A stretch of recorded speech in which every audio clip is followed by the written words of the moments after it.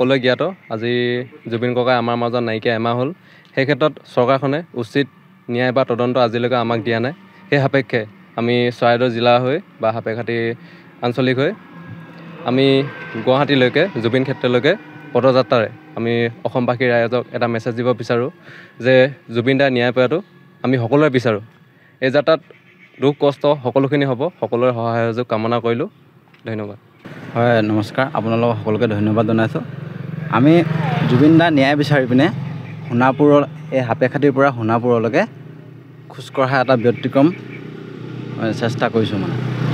এতিয়া কি হ'ল, আজি এমাহ পাৰ হৈ গ'লগৈ, জুবিন দাৰ আজিলৈকে কোনো ধৰণৰ ন্যায় হোৱা নাই আৰু আপোনালোকে সকলোৱে জ্ঞাত। কিন্তু আমি যেতিয়ালৈকে ন্যায় নাপায় আমি চেষ্টা কৰি যাম যে ন্যায় পাবৰ কাৰণে, আৰু ন্যায় নোপোৱালৈকে আমিও ৰৈ নাথাকোঁ।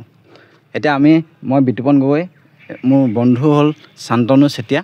আমি দুজনে এই ব্যতিক্ৰম প্ৰচেষ্টাটো হাতত লৈছোঁ আৰু আগলৈও এনেধৰণৰ কাম কৰি যাম যেতিয়ালৈকে ন্যায় নাপায়। আমি যোৱা 7 তাৰিখে বিতুভূমিজ আৰু আমি দুজনে এই সাপেখাতীৰ পৰাই যোৰহাটলৈকে দৌৰ কাৰ্যসূচী এটা লৈছিলোঁ আৰু সেইটো সফলৰূপে হৈ গ'ল। এতিয়া আমি কি হ'ল, তথাপিতো আজি এমাহ পাৰ হৈ গ'ল, আমি সকলোৱে বিচাৰিছে যে ন্যায় পাব লাগে, কিন্তু আজিলৈকে একো হোৱাই নাই। সেইকাৰণে আমি এনেকুৱা প্ৰচেষ্টা আগলৈও লৈ থাকিম। ইয়াতকৈ ডাঙৰ কাৰ্যসূচী ল'ম বুলি আমি কথা দিছোঁ। ন্যায় নোপোৱালৈকে আমি কৰিয়ে যাম। আপোনালোকে সাপেখাতীৰ পৰা জুবিন ক্ষেত্ৰলৈ কিমান দিনৰ ভিতৰত অতিক্ৰম কৰিব? আমি 7-8 দিন লাগিব বুলি ভাবিছোঁ আৰু ৰাতিয়ে দিনে তেনেকৈ লাগি যাম, খোজকাঢ়ি যাম। এতিয়া ৰাতি ক'ৰবাত এতিয়া থকা মেলা ব্যৱস্থাটো ক'ত কি হ'ব সেইটো নাজানো, কিন্তু আপোনালোকে সকলোৱে সহায় কৰিব বুলি আশা ৰাখিছোঁ। কাৰণ আমাৰ তেনেকৈ চিনাকিও নাই, সেইটো কাৰণে আপোনালোকে সকলোৱে অসমবাসীয়ে সহায় কৰিব বুলি আমি আশা কৰিছোঁ।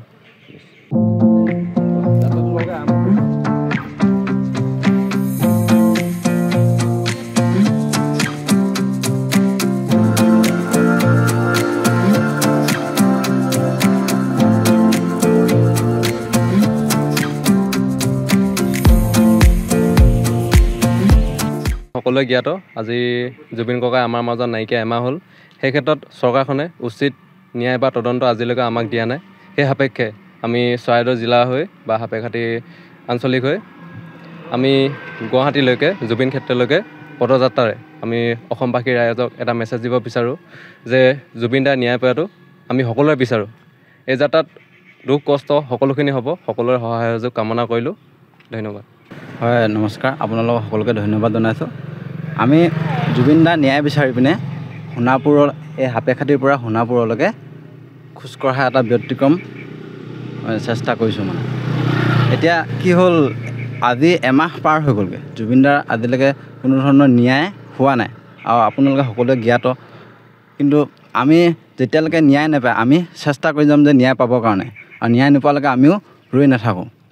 এতিয়া মই বিতুপন গগৈ, মোৰ বন্ধু হ'ল শান্তনু চেতিয়া। আমি দুজনে এই ব্যতিক্ৰম প্ৰচেষ্টাটো হাতত লৈছোঁ আৰু আগলৈও এনেধৰণৰ কাম কৰি যাম যেতিয়ালৈকে ন্যায় নাপায়। আমি যোৱা 7 তাৰিখে বিতুভূমিজ আৰু আমি দুজনে এই সাপেখাতীৰ পৰাই যোৰহাটলৈকে দৌৰ কাৰ্যসূচী এটা লৈছিলোঁ আৰু সেইটো সফলৰূপে হৈ গ'ল। এতিয়া আমি কি হ'ল, তথাপিতো আজি এমাহ পাৰ হৈ গ'ল, আমি সকলোৱে বিচাৰিছে যে ন্যায় পাব লাগে, কিন্তু আজিলৈকে একো হোৱাই নাই। সেইকাৰণে আমি এনেকুৱা প্ৰচেষ্টা আগলৈও লৈ থাকিম। ইয়াতকৈ ডাঙৰ কাৰ্যসূচী ল'ম বুলি আমি কথা দিছোঁ। ন্যায় নোপোৱালৈকে আমি কৰিয়ে যাম। আপোনালোকে সাপেখাতীৰ পৰা জুবিন ক্ষেত্ৰলৈ কিমান দিনৰ ভিতৰত অতিক্ৰম কৰিব? আমি 7-8 দিন লাগিব বুলি ভাবিছোঁ আৰু ৰাতিয়ে দিনে তেনেকৈ লাগি যাম, খোজকাঢ়ি যাম।